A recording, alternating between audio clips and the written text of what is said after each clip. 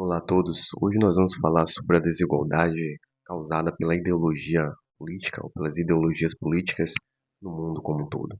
Quando falamos em desigualdade no Brasil, existe uma tendência de transformar o assunto imediatamente em uma disputa política. Para alguns, a desigualdade é consequência, principalmente do capitalismo, da concentração de renda e da falta de políticas sociais. Para outros, ela é o resultado de décadas de decisões políticas equivocadas, baixa produtividade, educação deficiente, Estado que arrecada muito, mas nem sempre entrega serviços de qualidade. Mas será que a desigualdade brasileira pode ser, de certa forma, explicada apenas pela esquerda ou pela direita? Outro ponto a vermos também é justamente a desigualdade histórica que existe no Brasil. Antes de discutir ideologia, precisamos entender uma coisa: a desigualdade brasileira não nasceu ontem. O Brasil foi construído durante séculos sobre uma estrutura econômica extremamente concentrada, a concentração de terras, a escravidão, o excesso de desigualdade e educação, as diferentes diferenças entre as regiões contribuíram de fato direto para formar uma sociedade na qual oportunidades, patrimônios ficaram distribuídos de maneira muito desigual. E existe uma diferença importante entre desigualdade de renda e desigualdade de oportunidades. As pessoas podem receber o mesmo salário diferente porque exercem profissões diferentes. Isso por si só não significa necessariamente uma justiça. O problema aparece quando uma pessoa nasce em uma determinada condição social e praticamente não consegue escapar dela porque não teve acesso à educação de qualidade, segurança, saúde, infraestrutura ou oportunidades de trabalho como um todo. Portanto, combater a desigualdade não significa necessariamente fazer com que todos tenham exatamente a mesma renda. Significa criar condições para que uma pessoa tenha a possibilidade real de melhorar a sua própria situação. Em segundo lugar, a visão da esquerda. De maneira geral, as correntes de esquerda tendem a enxergar a desigualdade principalmente como consequência das estruturas econômicas e sociais. Nessa visão, o mercado sozinho não seria suficiente para garantir uma distribuição considerada justa dos recursos. Por isso, políticas como transferência de renda, tributação progressiva, salário mínimo, serviços públicos, educação pública e programas sociais assumem um papel de fundamental importância. A lógica é relativamente simples. Se a sociedade possui pessoas extremamente ricas e outras vivendo em condições precárias, o Estado pode utilizar partes dos recursos arrecadados para ampliar o acesso da população mais pobre a serviços e oportunidades. Essa visão tem uma contribuição importante: lembrar que a pobreza não é apenas uma questão individual.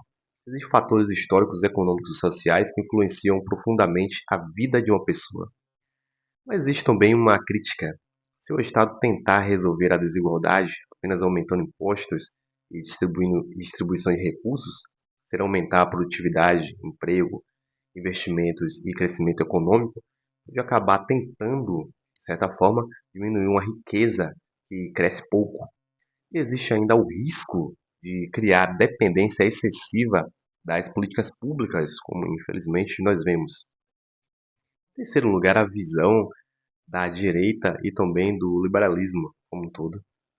E as correntes de direita, especialmente as mais liberais, costumam colocar maior ênfase na liberdade econômica, no empoderamento, na propriedade privada, na geração de empregos e no crescimento econômico. A ideia central é que uma sociedade não consegue reduzir a pobreza de maneira sustentável simplesmente distribuindo renda. É preciso aumentar a capacidade de produção econômica como um todo. Uma empresa investe, produz, contrata pessoas, paga salários e gera impostos. Um trabalhador qualificado aumenta a sua produtividade e pode conquistar uma renda maior. Nessa perspectiva, educação, segurança jurídica, estabilidade econômica, redução da burocracia e estímulo ao investimento são fundamentais. Mas essa visão também possui limites. O crescimento econômico não garante automaticamente uma distribuição equilibrada das oportunidades. Uma economia pode crescer e, ainda assim, determinados grupos permanecerem excluídos de educação de qualidade, empregos melhores e acesso a patrimônio. Por simplesmente dizer deixe o mercado funcionar, também não responde a todos os problemas brasileiros ou até mesmo mundiais. Em quarto lugar, o problema de transformar tudo em uma ideologia. É aqui que precisamos tomar muito cuidado. Quando transformamos a desigualdade em uma guerra entre esquerda e direita, podemos deixar de enxergar o problema real de tudo isso. A desigualdade no Brasil e no mundo possui várias causas ao mesmo tempo. Temos problemas históricos, educacionais, tributários, econômicos, regionais e também institucionais históricos e crônicos. Também temos diferenças enormes na produtividade em trabalhadores e empresas. Enquanto alguns setores possuem empregos altamente qualificados e produtivos, milhões de brasileiros ainda estão em atividade de baixa produtividade e baixa renda, até mesmo fora do mercado formal de trabalho. Disso existe uma questão fundamental: mobilidade social. Não basta perguntar quanto uma pessoa ganha hoje. Precisamos perguntar: ela consegue melhorar a sua renda? Seus filhos terão uma educação melhor? Ela consegue abrir uma empresa, mesmo que seja pequena? Consegue obter crédito, mesmo que seja pouco? Consegue comprar uma casa?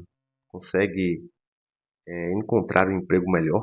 Algo, pelo menos na sua área, que é bastante difícil? Bem, se essas respostas, pelo menos metade, forem respondidas de bom grado, de certa forma entendemos que o progresso está de fato funcionando para todos. Em conclusão, a desigualdade não pode ser enxergada de nenhuma forma apenas na ideologia. É claro que ela contribui bastante para esse caos, mas não podemos enxergá-la apenas nesse requisito. Mas temos também que considerar a questão histórica e crônica que afeta o mundo inteiro, que é principalmente as ideias e questões sociais que afetaram a economia de pessoas no mundo inteiro, como no Brasil também. Até uma próxima.